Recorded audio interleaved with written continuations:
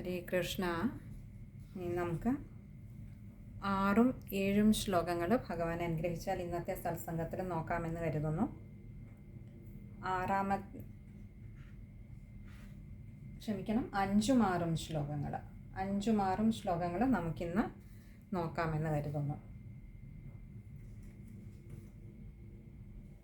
5ാമത്തെ ശ്ലോകം: തപോഭിരേഷാമതിമാത്രവർദ്ധിതൈः സയജ്ഞഹിംസാ നിരതോപി പാവിത പിതാപി തേഷാം ഗൃഹയാത നാരദ പ്രദർശിതാത്മാ ഭവദാത്മതാം യയൗ.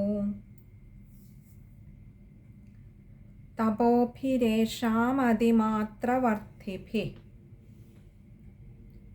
തപോഭിः ഏഷാം അതിമാത്രവർദ്ധിഭിः. ഇങ്ങനെ 3 വാക്കുകൾ ചേരുന്നതാണ് തപോഭിരേഷാം അതിമാത്രവർദ്ധിഭിः. ഇവിടെയും ചില ബുക്കുകളിൽ പാഠഭേദം നമുക്ക് കാണാവുന്നതാണ്. തപോഭിരേഷാം അതിമാത്രവർദ്ധിഭിः സ അവിടെ വരെയും ഒന്നിച്ച് കൊടുത്തിട്ടുണ്ടാവും ചില ബുക്കുകളിൽ തപോഭിരേഷാം അതിമാത്രവർദ്ധിഭിः എന്നവിടെ ഒരു വിസർഗം കൊടുത്തിട്ട് താഴെ സായായിരിക്കും. ആദ്യത്തെ രീതിയിലാണെങ്കിൽ സ കൂട്ടക്ഷരമായിരിക്കും. അങ്ങനെയാണെങ്കിൽ തപോഭിः ഏഷാം അതിമാത്രവർദ്ധിഭിः സഹ എന്നിങ്ങനെ വാക്കുകളെ നമുക്ക് പിരിക്കാവുന്നതാണ്. ഇനി നമുക്ക് വാക്കുകളുടെ അർത്ഥം നോക്കാം. തപോഭിः എന്ന് പറഞ്ഞാൽ തപസ്സുകളാൽ, ഏഷാം എന്ന് പറഞ്ഞാൽ ഈ, അതായത് നമ്മളിവിടെ പ്രചേതസ്സുകളുടെ കാര്യമാണ് പറഞ്ഞുകൊണ്ടിരിക്കുന്നത്. ഈ പ്രചേതസ്സുകളുടെ അതിമാത്രവർദ്ധിഭിः ഏറ്റവും വർദ്ധിച്ച, അല്ലെ, നമ്മൾ മനോഹരമായ, അതിമനോഹരമായ എന്ന് പറയും പോലെ അതിമാത്രവർദ്ധിഭിः ഏറ്റവും വർദ്ധിച്ച തപോഭിः തപസ്സുകളാൽ. അപ്പോൾ ഇവിടെ പ്രചേതസ്സുകളുടെ തപസ്സുകളുടെ ആ ഒരു ഗാംഭീര്യം, ആ ഒരു പരിശുദ്ധതയാണ് കാണിക്കാൻ വേണ്ടിയിട്ടാണ് അതിമാത്രവർദ്ധിഭിः എന്ന് ചൂണ്ടിക്കാണിച്ചിരിക്കുന്നത്. ഈ പ്രചേതസ്സുകളുടെ ഏറ്റവും പരിശുദ്ധമായ വർദ്ധിച്ചുകൊണ്ടിരിക്കുന്ന ആ ഒരു തപസ്സുകളാൽ സഹ എന്ന് പറഞ്ഞാൽ ഇവിടെ ആ പ്രാചീന ബർഹിസ്, അതായത് പ്രചേതസ്സുകളുടെ പിതാവായിട്ടുള്ള, അത് തുടർന്ന് പറയുന്നുണ്ട്. സഹ ഇവിടെ പ്രാചീന ബർഹിസ യജ്ഞഹിംസാ നിരതോപി, യജ്ഞഹിംസാ നിരതഃ അപി, ഇങ്ങനെ 2 വാക്കുകൾ അവിടെ വരുന്നുണ്ട്. യജ്ഞഹിംസാ നിരതഃ എന്ന് പറഞ്ഞാൽ ഈ യാഗങ്ങളിൽ ഹിംസയിൽ നിരതഃ എന്ന് പറഞ്ഞാൽ തൽപരരായിരുന്നു. ആര്? ആ പ്രാചീന ബർഹിസ്. അപി എന്ന് പറഞ്ഞാൽ എങ്കിലും. അപ്പോൾ ആ പ്രചേതസ്സുകളുടെ ഏറ്റവും പരിശുദ്ധമായ ഗാംഭീര്യമായ തപസ്സുകളുടെ വർധനവ് മൂലം, വർദ്ധിച്ച ആ ഒരു ഗാംഭീര്യം മൂലം, തപസ്സുകളുടെ പരിശുദ്ധത മൂലം യജ്ഞങ്ങളിൽ ഹിംസയിൽ തൽപരരായിരുന്ന, പണ്ടൊക്കെ ചില രാജാക്കന്മാരുടെ കാര്യം പറയുമ്പോൾ നമുക്ക് കേൾക്കാൻ ഹിംസ, അവിടെ ഒരു മൃഗഹിംസ, മൃഗങ്ങളെ കൊല്ലുക, ഇങ്ങനെയൊക്കെയുള്ള യജ്ഞങ്ങൾ നടത്തിയിരുന്നതായി നമുക്ക് കാണാവുന്നതാണ്. അപ്പോൾ അങ്ങനെയുള്ള ആ മൃഗഹിംസ ചെയ്യുന്നതിൽ തൽപരരായിരുന്നുവെങ്കിലും ആര്? സഹ ആ പ്രാചീന ബർഹിസ് പാവിതഃ എന്ന് പറഞ്ഞാൽ പരിപാവനപ്പെട്ടു, പരിശുദ്ധനാക്കപ്പെട്ടു. ആര്? പിതാപി തേഷാം, പിതാ അപി തേഷാമാണ് പിതാപി തേഷാം. പിത എന്ന് പറഞ്ഞാൽ പിതാവ്, അച്ഛനായിരുന്ന ആര്? ആ പ്രാചീന ബർഹിസ്, പ്രചേതസ്സുകളുടെ പിതാവായിരുന്ന പ്രാചീന ബർഹിസ് പോലും, അപി എന്ന് പറഞ്ഞാൽ ആ ഹിംസാകർമ്മങ്ങളിൽ, മൃഗഹിംസയിൽ തൽപരരായിരുന്നു യജ്ഞങ്ങളിൽ, എങ്കിൽ പോലും ആ പ്രാചീന ബർഹിസ് പോലും പരിപാവനമാക്കപ്പെട്ടു. അവരുടെ പോലും ആ പാപങ്ങളില്ലാതെയായി. എന്തുകൊണ്ട്? ആ തലമുറയിൽ പിന്നീട് വന്ന ആ പ്രചേതസ്സുകളുടെ ഭഗവാനിങ്കലുള്ള ഒരു അർപ്പണം, ആ ഒരു പരിശുദ്ധി കൊണ്ട് ഭഗവാനെ അതിൻ്റെ മുൻ തലമുറയിലുള്ള ആ പിതാവായിരുന്ന പ്രാചീന ബർഹിസ് എത്രയോ ഹിംസകർമ്മങ്ങളിൽ നിരതനായിരുന്നു, തൽപരനായിരുന്നു. എന്നിട്ടു പോലും പരിപാവനമാക്കപ്പെട്ടു. നമുക്ക് ഭക്തപ്രഹ്ലാദൻ്റെ കഥയിൽ നമുക്ക് കാണാം. ഭഗവാൻ കൊടുക്കുന്ന ഒരു അനുഗ്രഹം തന്നെ. ഭക്തപ്രഹ്ലാദന് മുൻപും പിൻപുമുള്ള 21 തലമുറകൾ പരിശുദ്ധമാക്കപ്പെടുന്ന ഒരു അനുഗ്രഹം ഭഗവാൻ കൊടുക്കുന്നുണ്ട്. ആരുടെ? ഈ ഒരു ഭക്തപ്രഹ്ലാദൻ എന്ന ആ ഒരു ചെറിയ ബാലൻ്റെ, 6 വയസ്സുകാരൻ്റെ ഭഗവാനിങ്കലുള്ള ഉറച്ച ഭക്തി കൊണ്ട്, ഇവിടെയും ആ പ്രചേതസ്സുകളുടെ ഉറച്ച ഒരു സമർപ്പണ ബുദ്ധി കൊണ്ട് ഭഗവാനിങ്കൽ തപസ് ചെയ്യുമ്പോൾ എത്രമാത്രം പരിശുദ്ധമായ മനസ്സോടുകൂടിയാണോ തപസ് ചെയ്തത്, ആ പരിശുദ്ധതയാൽ ആ പ്രചേതസ്സുകളുടെ പിതാവായ പ്രാചീന ബർഹിസ് തങ്ങളുടെ യജ്ഞകർമ്മങ്ങളിൽ മൃഗഹിംസയിൽ തൽപരരായിരുന്നിട്ടു പോലും അവരെ പോലും പരിപാവനമാക്കാൻ ഉതകുന്നതായിരുന്നു പിന്നീടുള്ള പ്രചേതസ്സുകളുടെ ഭഗവാനിങ്കലുള്ള ഉറച്ച വിശ്വാസം, ആ ഒരു ഉറപ്പ്, ആ ഒരു പരിശുദ്ധത, ആ ഒരു പരിപാവനത. അതിമാത്രവർദ്ധിതയും, കാരണം അത്രമാത്രം ഏറ്റവും വർദ്ധിച്ച്, അത് അനുനിമിഷം വർദ്ധിച്ചു കൊണ്ടിരിക്കുകയാണ്. അതിന് താഴേക്കൊരു ചലനമില്ല.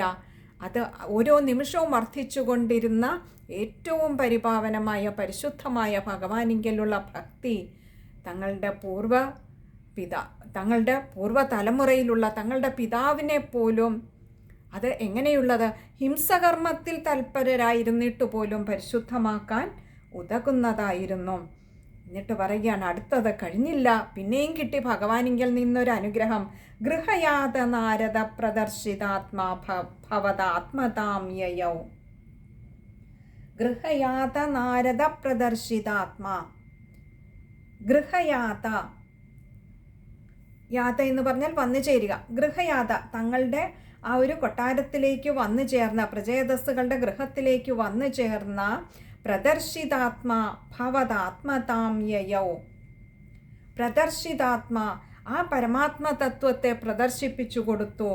ആര്? സാക്ഷാൽ നാരദ മഹർഷി. നോക്കൂ, ഭഗവാന്റെ ഭാഗവതോത്തമനാണ് ശ്രീ നാരദ മഹർഷി. സദാ ഭഗവത് നാമം മാത്രം നാവിൽ ഉരുവിട്ടുകൊണ്ടിരിക്കുന്ന, അത് കേട്ട് തൻ്റെ വീണ പോലും ഭഗവാന്റെ കഥകൾ മാത്രം ഉര ചെയ്തുകൊണ്ടിരിക്കുന്ന, പാടിക്കൊണ്ടിരിക്കുന്ന ആ സാക്ഷാൽ ശ്രീ നാരദ മഹർഷിയിൽ നിന്നും ആ പരമാത്മ തത്വത്തെ ഗ്രഹിക്കുവാനുള്ള മഹാഭാഗ്യവും ഭഗവാൻ കൽപ്പിച്ചു കൊടുത്തു ആ പ്രചേതസ്സുകൾക്ക്.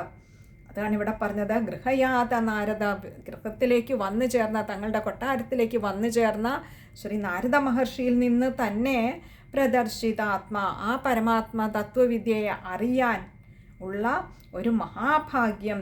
ഭവതാത്മതാം യയൗ, ആ പരമാത്മ തത്വത്തെ അറിയുക മാത്രമല്ല, ഭവതാത്മതാം യയൗ, ഭഗവാനെ അവിടുത്തോട് സാരൂപ്യം പ്രാപിക്കുവാൻ, അവിടുന്നിലേക്ക് ലയിക്കുവാനുള്ള മഹാഭാഗ്യവും, ആ പരമാത്മ തത്വത്തെ അറിയുക മാത്രമല്ല, മോക്ഷപദത്തിലേക്ക് നടന്നു കയറുവാൻ വലിയ ബുദ്ധിമുട്ടുണ്ടായില്ല എന്ന് തന്നെയല്ല, അത് ശ്രീ നാരദ മഹർഷിയിൽ നിന്ന് തന്നെ കേട്ടുകൊണ്ട് ആ പരമമായ മോക്ഷപദത്തിലേക്ക് എത്തിച്ചേരുവാനും അവർക്ക് ഭഗവാൻ മഹാഭാഗ്യം കൊടുത്തു.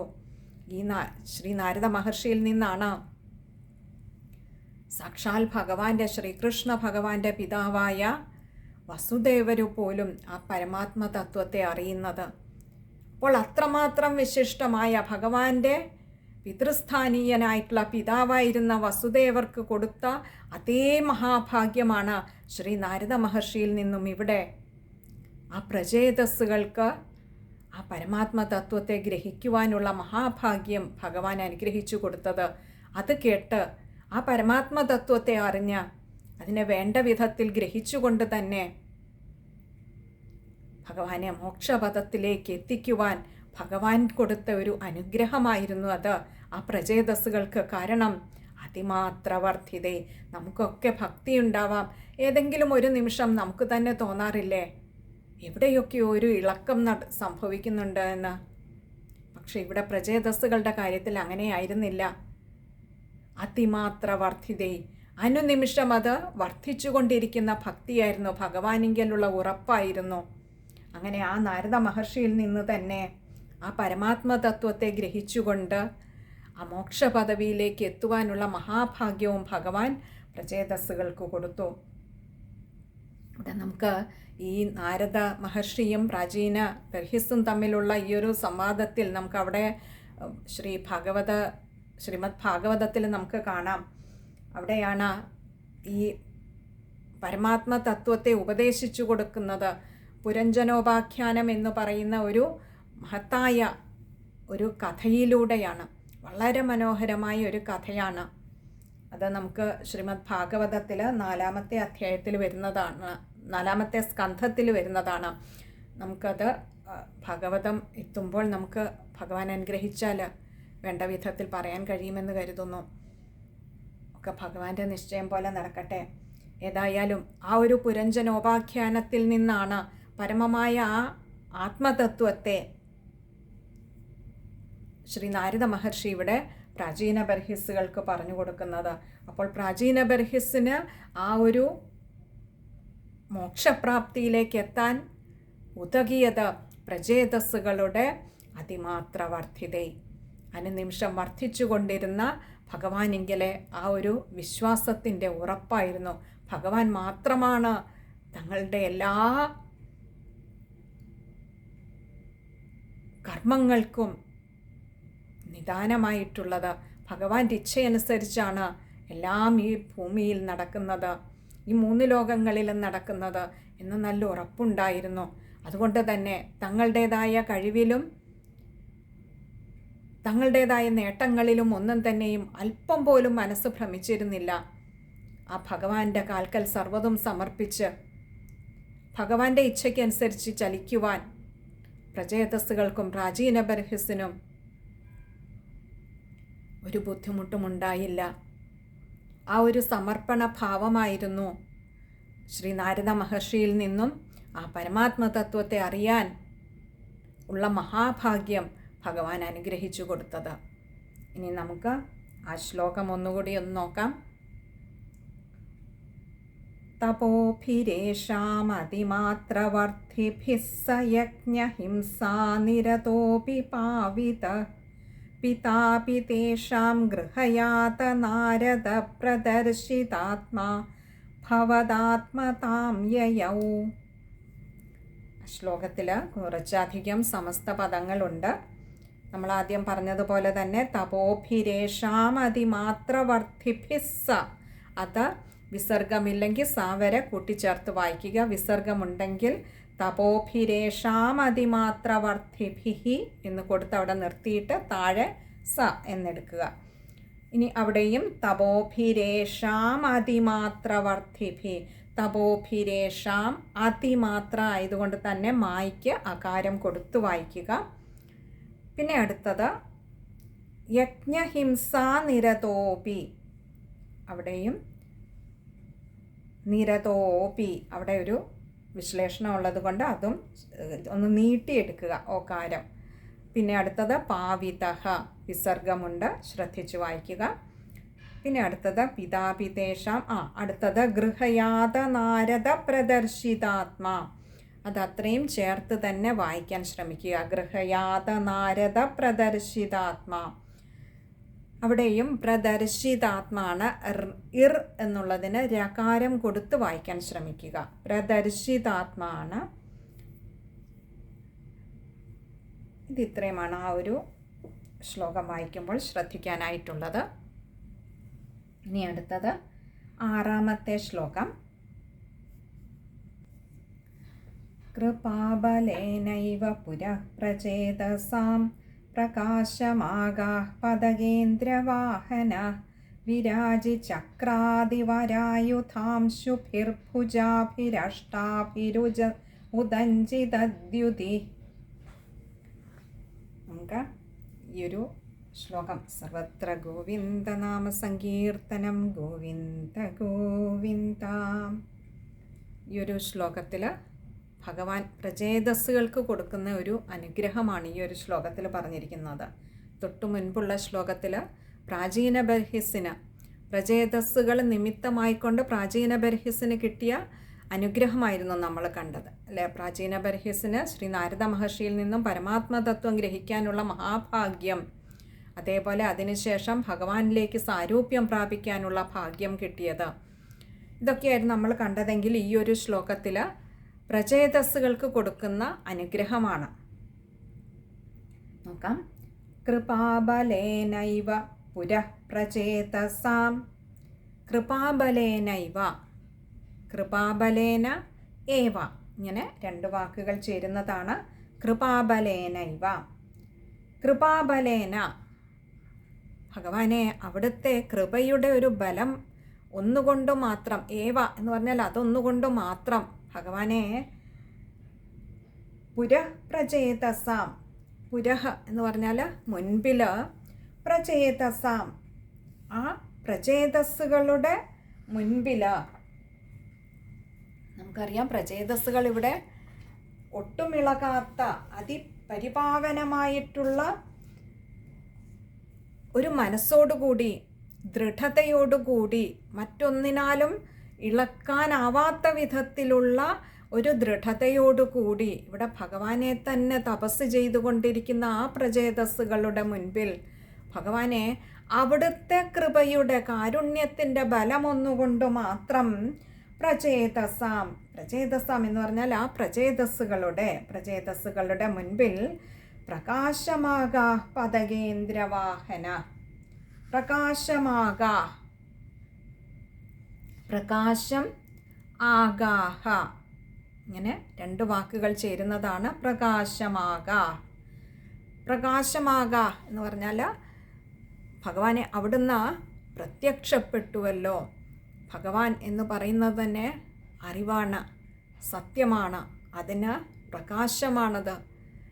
നമുക്ക് ഈ നാരായണീയത്തിൻ്റെ തന്നെ 100ാമത്തെ ദശകത്തിൽ ശ്രീ മേൽപ്പത്തൂർ നാരായണ ഭട്ടതിരിപ്പാടിൻ്റെ മുൻപിൽ ഭഗവാൻ പ്രത്യക്ഷപ്പെടുമ്പോൾ ആദ്യം കാണുന്നത് ഒരു നീലപ്രകാശമായിട്ടാണ് എന്ന് പറയുന്നുണ്ട്. ഇവിടെയും അതുപോലെ ഭഗവാനെ അങ്ങ് ആ പ്രചേതസ്സുകളുടെ മുൻപിൽ അങ്ങയുടെ കാരുണ്യത്തിൻ്റെ ബലം അത് പ്രത്യക്ഷത്തിൽ കാണിച്ചു കൊടുക്കുകയായിരുന്നു പ്രചേതസ്സുകൾക്ക്. അതാ അവിടുന്ന് പ്രകാശമായി അവിടുന്ന് പ്രത്യക്ഷപ്പെട്ടുവല്ലോ. എങ്ങനെ? പതകേന്ദ്രവാഹന, പതകേന്ദ്ര എന്ന് പറഞ്ഞാൽ ഗരുഡാരൂഢനായിട്ട്, ആ ഗരുഡൻ്റെ മുകളിൽ ഗരുഡനെ വാഹനമായി അങ്ങ് പ്രത്യക്ഷപ്പെട്ടുവല്ലോ, ഗരുഡാരൂഢനായി പ്രത്യക്ഷപ്പെട്ടുവല്ലോ. കഴിഞ്ഞില്ല, ആ ഒരു ഭഗവാൻ പ്രത്യക്ഷപ്പെട്ട ആ ഒരു ഭാവമാണ് പറയുന്ന വിരാജി ചക്രാദിവരായുധാംശുഭിർഭുജാഭിരഷ്ടാഭിരുദഞ്ചിതദ്യുതി. വിരാജി ചക്രാദിവരായുധാംശുഭിഹി, വിരാജിക്കുന്ന എങ്ങനെ? ചക്രാദിവരായുധാംശുഭിഹി, ചക്രാദി, ചക്രം മുതലായ എന്ന് പറഞ്ഞാൽ 4 കൈകളിൽ ഭഗവാനെ അവിടുന്ന് ശംഖ, ചക്രം, ഗദ, പത്മം തുടങ്ങിയവയൊക്കെ ധരിച്ച, അതുകൊണ്ട് അതൊരൊറ്റ വാക്കിലങ്ങ് ഒതുക്കി അവിടെ മേൽപ്പത്തൂർ നാരായണ ഭട്ടതിരിപ്പാട് ചക്രാദി. ഭഗവാനെ ചതുർഭുജങ്ങളോടുകൂടിയാണ് അവിടുന്ന് പ്രത്യക്ഷപ്പെട്ടത്. കൈകളിലൊക്കെ അവിടുത്തെ സവിശേഷതയുള്ള ശംഖ, ചക്രം, ഗദ, പത്മം ഒക്കെ ധരിച്ച് വരായുധാംശുഭിഹി,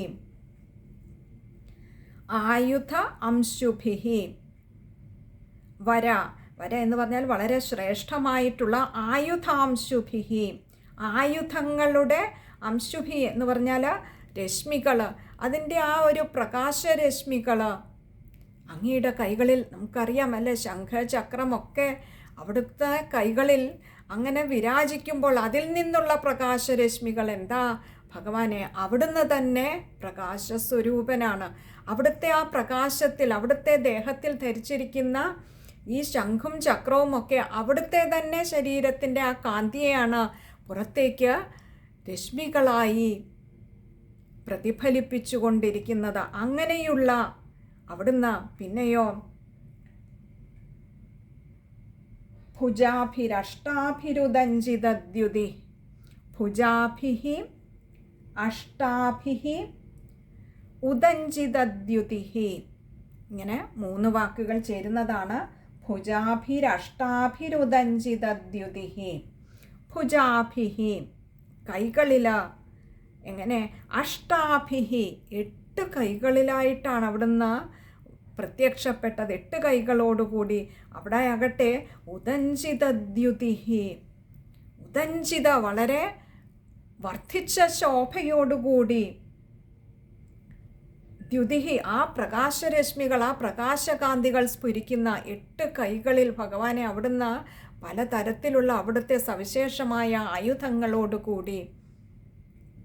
ആദ്യം നമ്മൾ 4 കൈകളിലെ ഒന്ന് ചുരുക്കി പറഞ്ഞു, അല്ല ചക്രാദി എന്നൊന്ന് ചുരുക്കി പറഞ്ഞു. പിന്നെ പറഞ്ഞു 8 കൈകളിലും ഉണ്ടായിരുന്നു ആയുധങ്ങൾ. ആ 8 കൈകളിൽ നിന്നുമുള്ള ആയുധങ്ങളിൽ നിന്നും ഭഗവാനെ അവിടുത്തെ ആ ശരീരത്തിൻ്റെ കാന്തി അങ്ങനെ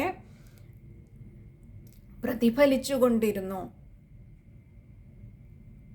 ഭഗവാനെ അവിടുന്ന് കാണിച്ചു കൊടുത്ത ആ രൂപത്തെ ആദ്യം പ്രകാശമാക എന്ന് പറഞ്ഞുവെങ്കിൽ അതിലൊട്ടും അത്ഭുതമില്ല എന്ന് കാണിക്കുകയാണ് പിന്നീട് പ്രചേതസ്സുകളുടെ മുൻപിൽ കാണിച്ചു കൊടുത്ത ഈ ഒരു രൂപവർണ്ണന കൊണ്ട്. കാരണം എന്താ, 8 കൈകളിൽ ഭഗവാനെ അങ്ങയുടെ വിശേഷങ്ങളായിട്ടുള്ള പലതരത്തിലുള്ള ആയുധങ്ങൾ തന്നെ, അതിൽ നിന്നുമുള്ള കാന്തി, ആ കാന്തി ഭഗവാനെ അങ്ങയുടെ ആ ഒരു ശരീരത്തിൻ്റെ കാന്തി തന്നെയാണ് പ്രതിഫലിപ്പിച്ച് കാണിച്ചു കൊണ്ടിരിക്കുന്നത്. ആ കാന്തി അത് അത്രയും കൂടി മുൻപിൽ വരുമ്പോൾ അവിടെ ഭഗവാനെ അവിടുത്തെ രൂപത്തെ കാണാൻ എങ്ങനെയാണ് കഴിയുക? അതൊരു പ്രകാശം മാത്രമായിട്ടല്ലേ കാണാനാവൂ? ഇവിടെയും നോക്കൂ, ആദ്യമേ പറഞ്ഞു അങ്ങയുടെ കൃപയുടെ കാരുണ്യത്തിൻ്റെ ബലം ഒന്നുകൊണ്ട് മാത്രം. കാരണം ഇവിടെയൊന്നും ഭഗവാനെ പ്രചേതസ്സുകൾ എങ്ങും തന്നെയും ഭഗവാനെ ഈ തപസ്സിന് അങ്ങയെ ഒന്ന് പ്രത്യക്ഷപ്പെടുത്തി കാണുക എന്ന ലക്ഷ്യത്തോടു കൂടിയല്ല ഇരിക്കുന്നത്. അതുകൊണ്ടാണ് മുൻപുള്ള ശ്ലോകത്തിൽ ആദ്യമേ പറഞ്ഞത് അതിമാത്രവർദ്ധിഭിഹി. അവിടുത്തെ ആ ഒരു മനസ്സിനെ അവിടുത്തോട് ചേർത്ത് വെച്ച് സദാ അവിടുത്തെ ഈ ഒരു ധ്യാനത്തിൽ മുഴുകിയിരിക്കുന്നതിലാണ് അവർക്ക് സന്തോഷം. അവിടുത്തെ പ്രത്യക്ഷപ്പെടുത്തി എന്തെങ്കിലും ഒരു വരം നേടുക എന്ന ഉദ്ദേശത്തോടു കൂടി ഇരിക്കുന്നവരല്ല പ്രചേതസ്സുകൾ. എന്നിട്ടും ഭഗവാനെ അവിടുത്തെ ആ ഒരു കാരുണ്യത്തിൻ്റെ ബലം ഒന്നുകൊണ്ട് മാത്രം അവിടുന്ന് അവിടുത്തെ ആ ദിവ്യരൂപത്തെ കാണിച്ചു കൊടുത്തുവല്ലോ. പ്രചേതസ്സുകൾക്ക് എന്നും ഇങ്ങനെ അവിടുത്തെ ധ്യാനിച്ചു കൊണ്ടിരിക്കുന്നതിലാണ് സന്തോഷം. അതിൽ തന്നെ അവർ സന്തുഷ്ടരായിരുന്നു. എന്നിട്ടും ഭഗവാനെ അവിടുത്തെ ആ ഒരു കാരുണ്യം, അവിടുത്തെ ആ ഒരു കൃപ പറയാവതല്ലോ ഭഗവാനെ കാണിച്ചു കൊടുത്തു. അങ്ങയെ സദാ ധ്യാനിച്ചു കൊണ്ടിരുന്ന ആ പ്രചേതസ്സുകളുടെ മുൻപിൽ അവിടുത്തെ ആ ദിവ്യരൂപത്തെ കാണിച്ചു കൊടുത്തുവല്ലോ. അങ്ങനെ പ്രചേതസ്സുകളുടെ മുൻപിൽ അവിടുന്ന് പ്രത്യക്ഷനായിയല്ലോ ഭഗവാനെ. ഈ ഒരു മഹാഭാഗ്യം നോക്കൂ, പിതാവായിട്ടുള്ള പ്രാചീന ബർഹിസിന് കിട്ടിയിരുന്നില്ല. പ്രാചീന ബർഹിസിന് കൊടുത്തത് ആ ശ്രീ നാരദ മഹർഷിയിൽ നിന്ന് തന്നെ ആ ആത്മതത്വോപദേശം ലഭിക്കുകയും പ്രചേതസ്സുകളുടെ തപസ്സിൻ്റെ ആ ഒരു പരിശുദ്ധത കൊണ്ട് അവരുടെ, അതായത് പിതാവായ പ്രാചീന ബർഹിസിൻ്റെ കൂടി ആ പാപങ്ങളെ ഇല്ലാതാക്കിക്കൊണ്ട് ഭഗവാനെ സാരൂപ്യമെന്ന മോക്ഷത്തിലേക്ക് എത്തിക്കുകയും ചെയ്യുക മാത്രമാണ് ചെയ്തത്. നമുക്കറിയാം, ഭഗവാനിൽ നിന്ന് നേരിട്ട് ആത്മതത്വോപദേശം ലഭിച്ച വ്യക്തിയാണ് ഉദ്ധവർ. എന്നാൽ പിതാവായ വസുദേവർക്ക് ആ ആത്മതത്വത്തെ ഉപദേശിച്ചു കൊടുക്കാൻ ശ്രീ നാരദ മഹർഷിയാണ് ചുമതലപ്പെടുത്തിയത്. ഇവിടെയും നോക്കൂ, തൻ്റെ ഏറ്റവും ഉത്തമനായ ഭക്തൻ ആ പ്രചേതസ്സുകൾക്ക് ഭഗവാൻ സ്വയം മുൻപിൽ ആ തൻ്റെ ദിവ്യരൂപത്തെ കാണിച്ചു കൊടുത്തപ്പോൾ ആ പ്രചേതസ്സുകളുടെ തപസ്സിൻ്റെ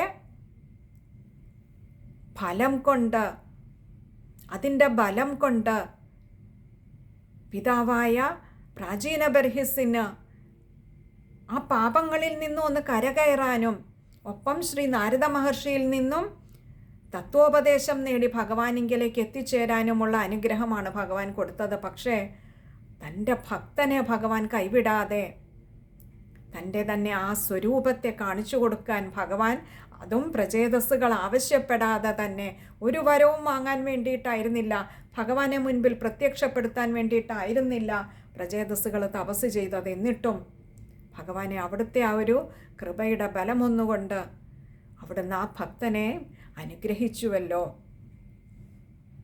ഇനി നമുക്ക് ആ ശ്ലോകം ഒന്നുകൂടി നോക്കാം. കൃപാബലേനൈവ പുരഃ പ്രചേതസാം പ്രകാശമാകാഃ പതകേന്ദ്രവാഹന വിരാജി ചക്രാതിവരായുധാംശുഭിർഭുജാഭിരഷ്ടാഭിരുദഞ്ചിതദ്യുതി. ഇവിടെ നമുക്ക് വായിക്കുമ്പോൾ ശ്രദ്ധിക്കേണ്ട കുറച്ച് കാര്യങ്ങൾ. പുരപ്രചേതസാം, അവിടെ ഒരു വിസർഗമുണ്ട്. അതുപോലെ പ്രകാശമാകാഃ പതകേന്ദ്രവാഹന, ഇവിടെയൊക്കെ വിസർഗം ശ്രദ്ധിച്ച് വായിക്കുക. പിന്നെ അടുത്ത 2 വരികൾ കഴിയുന്നത്ര ചേർത്ത് തന്നെ വായിക്കുക. വിരാജി ചക്രാതിവരായുധാംശുഭിർഭുജാഭിരഷ്ടാഭിരുദഞ്ചിതദ്യുതി. അത് ചേർത്ത് വായിക്കാൻ പറ്റുന്നില്ല എങ്കിൽ വിരാജി ചക്രാതിവരായുധാംശുഭിഹി, അവിടെ ഒരു വിസർഗം കൊടുത്ത് നിർത്തിക്കൊണ്ട് ഭുജാഭിരഷ്ടാഭിരുദഞ്ചിതദ്യുതി എന്ന് വായിച്ചു നിർത്തുക. അവിടെയും ശ്രദ്ധിക്കുക. അവിടെ അഷ്ടാഭിരാണ്, അകാരം കൊടുക്കുക രായ്ക്ക്. അതേപോലെ അഷ്ടാഭിരുദഞ്ചിതദ്യുതി, രാ ഉകാരം കൊടുക്കുക. ഉദഞ്ചിതദ്യുതിയാണ്, അതും ശ്രദ്ധിക്കുക. അവിടെ വിസർഗം ദ്യുതി ഉണ്ട്, അതും ശ്രദ്ധിക്കുക. ഇവിടെ ഭഗവാൻ പ്രചേതസ്സുകളുടെ മുൻപിൽ പ്രത്യക്ഷനായി ഭഗവാന്റെ കാരുണ്യം ചൊരിഞ്ഞ ശ്ലോകമായതുകൊണ്ട് തന്നെ സർവത്രയുണ്ട്. സർവത്ര ഗോവിന്ദനാമ സങ്കീർത്തനം. ഗോവിന്ദ ഗോവിന്ദ.